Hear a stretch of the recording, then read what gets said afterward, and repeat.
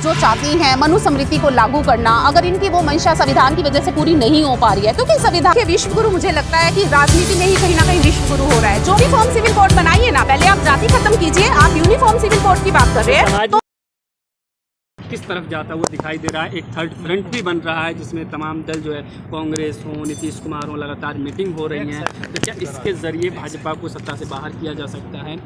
देखिए, जहाँ तक मेरा मानना है, मैं एक प्रोफेसर हूँ, बच्चों को पढ़ाती हूँ पब्लिक डीलिंग के नाम पे। जो यंगस्टर्स हैं उनसे रोज़ मेरा इन विभिन्न मुद्दों को लेकर मेरी बातचीत रहती है।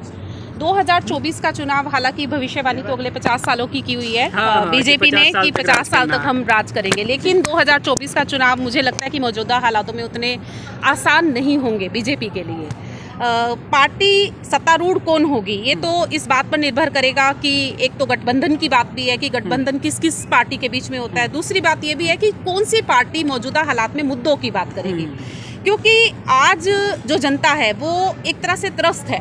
अगर मैं एम्प्लॉयज़ की बात करती हूँ, हरियाणा से मैं संबंध रखती हूँ, हरियाणा में जो एम्प्लॉयज़ फेवर के मुद्दे हैं, चाहे उसमें हम ओल्ड पेंशन स्कीम की बात करें या जो प्रोफेसर्स को मिलने वाले स्केल्स की बात करें, आपको जान के बड़ी हैरानी होगी कि पिछले 2 साल से स्केल लंबित पड़े हैं। कोई सुनने वाला नहीं है, पूछने वाला नहीं है, ना तो हमें कारण पता है कि विभाग इन बातों को जो है वो क्यों लंबित किए जा रहा है। दूसरी बात, ओल्ड पेंशन स्कीम, जो कि एक बहुत बड़ा मुद्दा पूरे देश में बना हुआ है। नई पेंशन स्कीम से मौजूदा कर्मचारियों को बहुत नुकसान झेलना पड़ रहा है। अब सरकारी नौकरी में कर्मचारी क्यों आएगा? अपने भविष्य को कहीं ना कहीं सेव करने के लिए ही आएगा। अगर उसको पेंशन की ही गारंटी नहीं है, अगर उसको ये गारंटी नहीं है कि कल को अगर वो नौकरी में नहीं रहेगा तो उसके परिवार को संभालने वाला, उसकी सेहत का ध्यान रखने वाला इतना पैसा उसको जरूर मिल जाए, तो ओल्ड पेंशन स्कीम अपने आप में एक बहुत बड़ा मुद्दा है। और जितनी भी बीजेपी रन सरकारें हैं, चाहे उसमें हरियाणा की बात करें या हम दूसरे प्रदेशों की बात करें, तो वहाँ के कर्मचारी जो है वो लामबंद हो चुके हैं कि या तो हमें जो है वो हमारी ओल्ड पेंशन स्कीम में लाया जाए, या फिर हम वोट की अपनी जो पावर है वो दिखाएंगे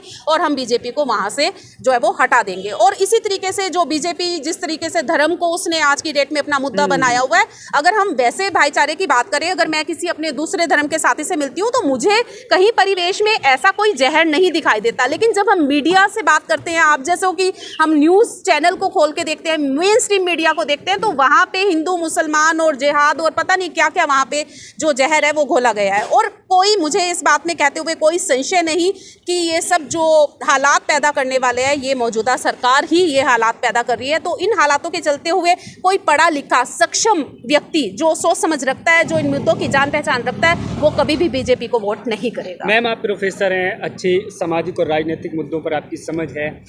भाजपा दावा कर रही है कि देश में विकास हो रहा है, सबका साथ सबका विकास, विदेशों में मोदी जी का डंका बज रहा है, भारत विश्व गुरु की तरफ बढ़ रहा है। देखिए, विश्व गुरु मुझे लगता है कि राजनीति में ही कहीं ना कहीं विश्व गुरु हो रहा है। जो प्रोपोगेंडा रचा जा रहा है मीडिया के सहयोग से, मेन स्ट्रीम मीडिया के सहयोग से, जिस तरीके से एनडीटीवी में आवाज़ उठाने वाले रवीश कुमार जी को धता बताकर आज की डेट में कब्जा लिया गया, न्यूज़ चैनल को कब्जा लिया गया। अब ऐसे न्यूज़ चैनल तो आपके जो विकास की दर है उसको कितना भी करके आंक सकते हैं, लेकिन अब विकास तो हमें यहाँ देखने के लिए मिलता है ना कि फल के जो जितने भी किचन के जो प्रोडक्ट्स हैं, फल सब्जियाँ, रोजाना इस्तेमाल किया जाने वाला गैस का सिलेंडर, वो बढ़ता चला जा रहा है, उस महंगाई की दर बढ़ती चली जा रही है। तो अगर विकास हो रहा है तो इतने टैक्सेस क्यों? फिर क्यों आम आदमी को उस बोझ तले मारा जा रहा है? जीएसटी भी हम लोग पे कर रहे हैं, सरकार हमारी सैलरी से भी टीडीएस काट लिया जाता है। तो अगर सरकार विकास कर रही है तो उस विकास में हमारी भागीदारी कहाँ है? ये सड़कें तो हमारे पैसे से बन रही है, तो बार बार हमें ही टैक्स क्यों पे करना पड़ता है? तो मुझे नहीं लगता कि जो सारा का सारा शोशेबाजी विकास की दिखाई जा रही है, असल में वो विकास कहाँ है, मुझे वो ढूंढना पड़ेगा। वन नेशन वन टैक्स और यूनिफॉर्म सिविल कोड की भी, हाँ, आप यूनिफॉर्म सिविल कोड बनाइए ना, पहले आप जाति खत्म कीजिए, आप यूनिफॉर्म सिविल कोड की बात कर रहे हैं तो सभी बराबर होना चाहिए, सभी बराबर होना चाहिए। आपने समाज को तो जाति में बांटा हुआ है और फिर आप बात करते हैं यूनिफॉर्म सिविल कोड की, क्योंकि आप उसे अपने मतलब के लिए आप इस्तेमाल करेंगे ना। जिन आप धर्मों के व्यक्तियों पे उसे थोपना चाहते हैं अपनी यूनिफॉर्मिटी के नाम पे कि आप जो है वो अपने इन संस्कारों को आप मत मानिए, आप हिंदू धर्म के संस्कारों को आप पालना कीजिए, यही सब अच्छा है। तो इसी के लिए यूनिफॉर्म सिविल कोड बनाया जा रहा है। मुझे और तो कोई मंशा दिखाई नहीं देती। या तो जो बात चल रही है वो सभी के लिए एक जैसे हक, एक जैसा मान सम्मान, एक जैसे अपॉर्चुनिटी के जो जरिए हैं वो पैदा किए जाएं, तो फिर यूनिफॉर्म सिविल कोड में कोई हिंदू राष्ट्र कौन सा हिंदू राष्ट्र, कैसा हिंदू राष्ट्र? क्या हम सभी, अगर हम हिंदुस्तान में रह रहे हैं तो हम सभी हिंदू हैं, फिर इस नाम का कोई औचित्य नहीं रह जाता अलग से राष्ट्र बनाने की मंशा। और अगर आप अलग से राष्ट्र बनाना चाहते हैं तो जब हम हिंदू की बात करते हैं तो आपके ये धार्मिक ग्रंथ तो बहुजनों को शूद्र दिखाते हैं, अछूत दिखाते हैं, तो हिंदू के नाम पे कितनी प्रतिशत जनसंख्या का राष्ट्र करेंगे? बाकी जो 85% जनसंख्या वो कहाँ जाएगी हिंदू राष्ट्र में? क्या उनको कोई अलग से राज्य दे दिया जाएगा, कोई अलग से जगह दे दी जाएगी? तो हिंदू राष्ट्र मुझे नहीं लगता कि ये जमीन पे रखी कोई हकीकत है, कोई वास्तविकता है। ये शब्दों में बहुत अच्छे हैं, शायद लोगों की जन भावनाओं को भड़काने के लिए, वोट बैंक की राजनीति करने के लिए शायद इन शब्दों का इस्तेमाल किया जाए। 2024 में विपक्ष एक हो पाएगा? विपक्ष धीरे धीरे करके जितना समझ में आ रहा है, कांग्रेस पार्टी या जो दूसरी छोटी छोटी पार्टियां हैं, गठबंधन हो रहा है। कल भी मैं हरियाणा में एक रैली में थी जहां राजकुमार सैनी जी ने उत्तर प्रदेश की बहुत सारी पार्टियों को अपनी पार्टी में, उनका विलय हुआ है, 7 पार्टियों का विलय हुआ है। तो अगर हम धीरे धीरे करके देखें तो मुझे लगता है कि हाँ, विपक्ष एक रूट मतलब होगा, एक जगह आएगा बीजेपी को हटाने के लिए। लोग कह रहे हैं ये बिना दूल्हे की बारात है, कोई पता ही नहीं है इससे कितने नहीं, देखिए मुझे ऐसा लगता है कि वो कहीं ना कहीं माननीय राहुल गांधी जी की जो धीरे धीरे करके जो साख बढ़ती चली जा रही है, जिस तरीके से उन्होंने अपना जो एक यात्रा उन्होंने पूरे हिंदुस्तान में आयोजित की, जिस तरीके से जनसमूह उमड़ पड़ता है और इनको अपने रैलियों में पैसे दे के लोगों को बुलाना पड़ता है, खरीद के रैलियां, और कई जगह तो मीडिया से वो आपको पता होंगे कुछ टूल्स होते हैं ऐसे भीड़ दिखाने वाले, तो उन टूल्स का इस्तेमाल करके बीजेपी जो है वो बहुत जगह भीड़ जुटाने का काम कर रही है। तो मुझे लगता है कि जो कुछ एक नेता हैं, जो यंग नेता हैं या पॉपुलैरिटी गेन कर रहे हैं, ये कहीं ना कहीं उनकी साख को गिराने का एक हो सकता है, षड्यंत्र हो सकता है। लेकिन बीजेपी असली में तो इतनी पॉपुलैरिटी गेन नहीं कर रही है। भाजपा के एक नेता है, उन्होंने बिहार के शिक्षा मंत्री को मूर्ख बताया है, कैसे देखते हो उसको? अगर शिक्षा मंत्री अवैज्ञानिक बात करेंगे, अगर वो कुछ ऐसी बात करेंगे जिसको, जो संविधान की अवमानना करे, तो मेरे ख्याल से लोकतंत्र है, हर व्यक्ति को कोई भी उपाधि दिए जाने का हक है।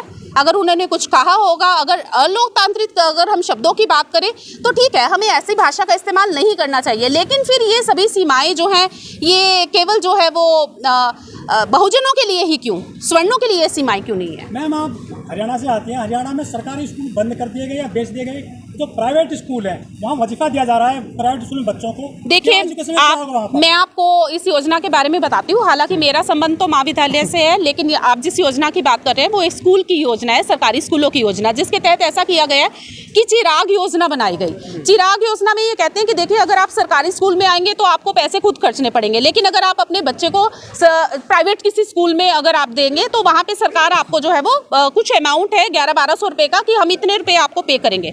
अब धीरे धीरे इसके पीछे जो साजिश है वो क्या है कि सरकारी स्कूल खाली होते चले जाएंगे, सरकारी स्कूल में कोई भी दाखिला नहीं लेगा, प्राइवेट स्कूल में जाएंगे। अब प्राइवेट स्कूल के बहुत सारे निजीकरण की तरफ जा रहा है और फिर वो सरकारी स्कूल बंद कर देंगे। जब पब्लिक सेक्टर रहेगा ही नहीं तो आरक्षण तो ऑटोमेटिकली खत्म हो जाएगा।